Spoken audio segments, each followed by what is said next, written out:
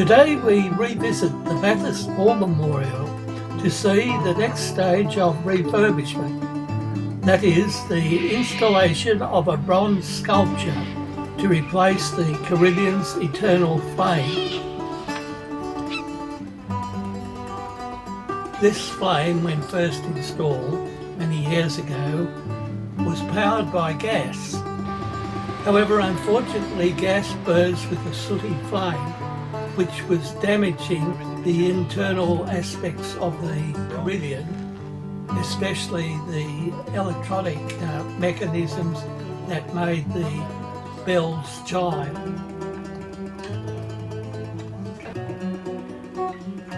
Soot would also damage the expensive clavier, which was to be installed in a few months' time.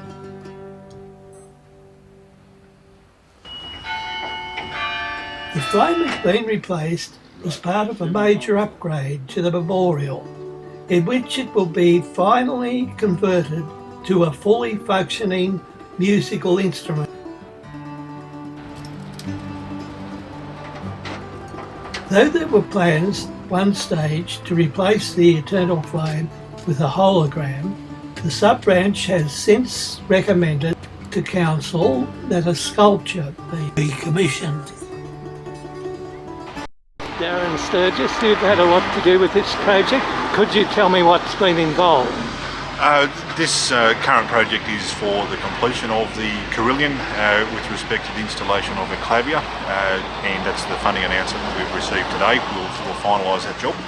Right. Also, just recently we've had additional playing equipment installed with respect to the automatic playing system. And the addition of another 12 bells to the Carillon, taking it from 35 to 47. So that was recently installed here late last year. So today's announcement will see the funding for the completion of the Carillon, so it's able to be played with the clavier, which has never been able to be done. That is great, and we were here early this morning. They were bringing in the sculpture to go with the light, is that right? That's right. So the part of this funding, or the previous funding announcement we had, was for the replacement of the existing eternal flame.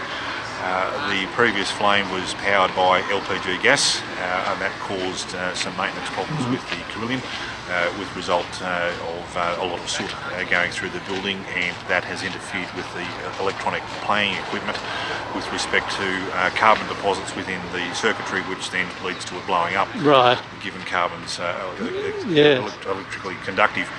So the new sculpture will be a light-based sculpture made out of bronze, which the installation of that has commenced today, and that will take place over the next few days with testing and the like, and it will be unveiled to the public on Anzac Day 2019, so in a couple of days' time. Until that stage, the public won't be able to see what it looks like. Right. Thank you, Darren. Congratulations on a wonderful project. It's certainly something that will go down in history and be enjoyed for many, many years. Thanks very much.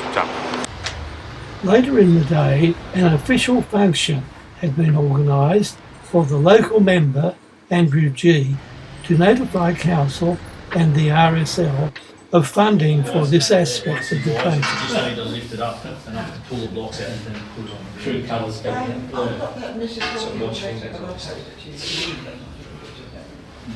So look, thanks for coming, folks. I've got the Minister for Veterans Affairs, Darren Chester, in town today, and I wanted him to come and have a look at the Carillon and see the wonderful work that the community has been doing to restore it and complete the original vision. And one of the other reasons I really wanted Darren to visit here today is because he has brought with him his chequebook, and he is going to give you a cheque for $181,818 to complete. Very good. The whole community on many years of work to get this project done. There have been individuals, organisations, the council, businesses, so many people have been supporting this project for so long, and this will allow that vision to finally be completed, which is the least we can do to to remember those men and women who served and sacrificed so much for Australia, not only in the First World War, but as the Carillon highlights, in conflicts throughout Australia's history. So congratulations and well done. Thank you very much. Thank you, Minister. Thank you. And Darren, would you like to say? Oh well, you told me not to come empty handed today, and the story of this Carillon is something which is quite remarkable when you consider during the Great Depression, your community raised more than £8,000 to build memorials of those who served in World War I, and we all know tragically a lot of the boys didn't come home. And then to the modern era, your communities rallied again and raised $100,000 of their own money, and receive state and federal government support now to actually finish the job. So I think it's a real tribute and credit to your community. But you have a memorial which is quite different to other cenotaphs around Australia. It's actually a living memorial that makes sound. It reminds people every day of the service and sacrifice of our men and women. So I guess on the eve of Anzac Day, it's very fitting that we're here. We'll be here the week before we all gather and pay our respects to 102,000 Australians who died in conflict, but also pay our respects to those who serve today. And I acknowledge all those who served and thank you for that service. I think my ADC is actually in uniform today trying to blend in with the crowd.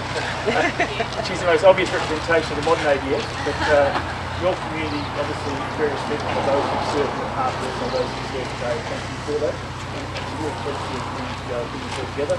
And a credit to Andrew and your combined advocacy efforts. And when you come to Canberra, you get things done. So well done, guys. Congratulations. Very good.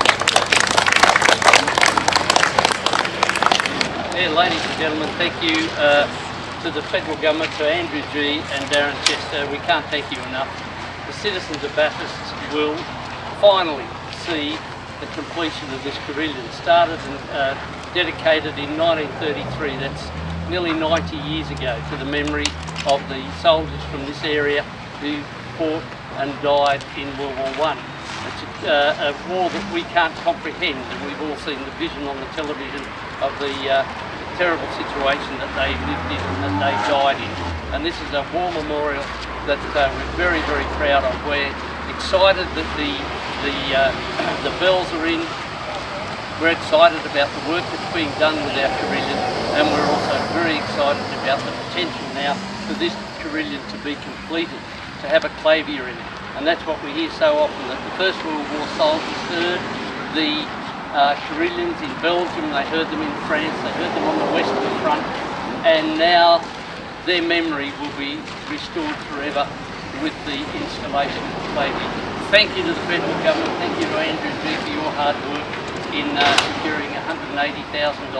That will just about top it off nicely, and Council is very, very appreciative and very supportive, as will be the citizens of Bathurst. Thank you. Monica. I would like to present the history of the Carillon. She's found people whose fathers have worked on it. She's found pictures of the original Carillon, and she has loved this Carillon for many years. So, jammed together with a whole lot of people have raised the money for this. So, congratulations to the people who've raised the money. Thank you, Minister. Thank you so much.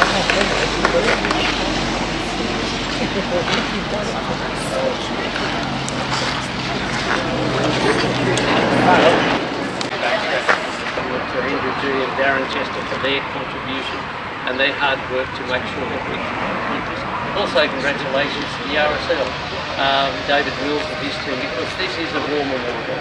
That's first and foremost, and lastly it's a war memorial to the soldiers who fought both at World War I, World War II and conflict since. And also congratulations to the local community, a number of people, Monica Morse, Jen Page, who worked tirelessly to get this money for the Carillon. So it's a win for everybody. We're looking forward to the Carillon being completed with the clavier going in. And again, thanks to the federal government for their support over the years. It's been wonderful and we're appreciative. We've been to Canberra and they've listened, and this magnificent building behind us will be completed within the next 12 years.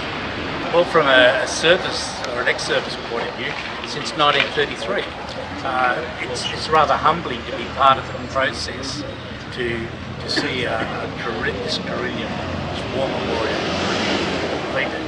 For it's more than bricks and mortar, as the previous speakers have mentioned. This is a living memorial, and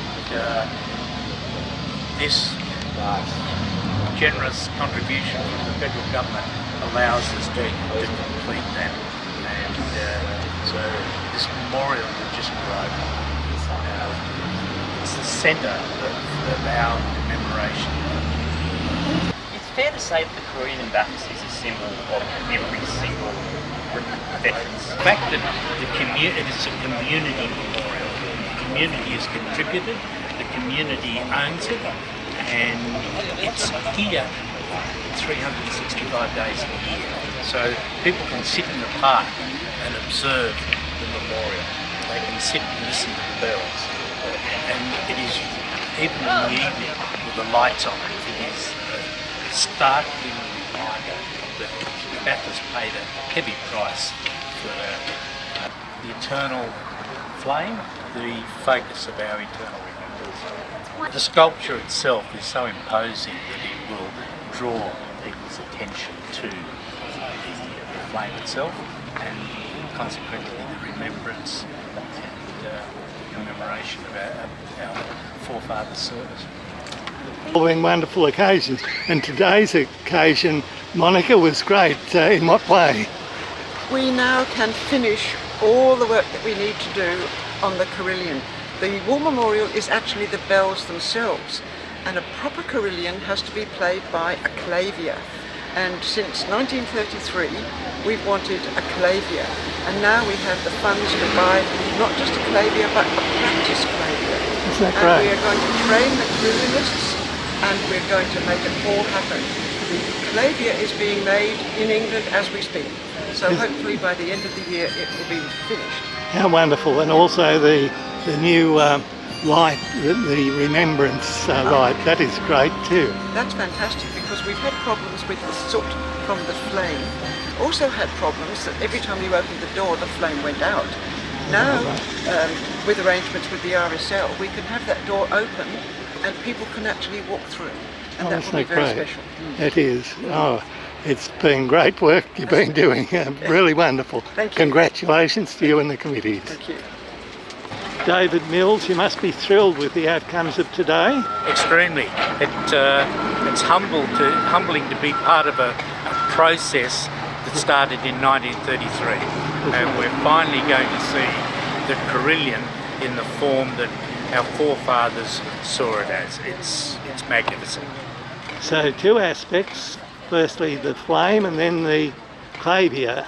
Yes, the flame is being installed as we speak, and then obviously the clavier and all the musical side of the carillon is now part of the process. Yes, oh, that's wonderful. Congratulations Thank to you you. and your committee. You're doing great things, and the commemoration is so important, isn't it? It is indeed. Particularly the younger people too, to be able to walk through and see that flame. Yes, and that's something that we'll be able to do now. Yes. We'll be able to open the carillon more often and won't be worried about a flame going out or a child burning themselves. Wonderful. Yeah, so it'll be magnificent.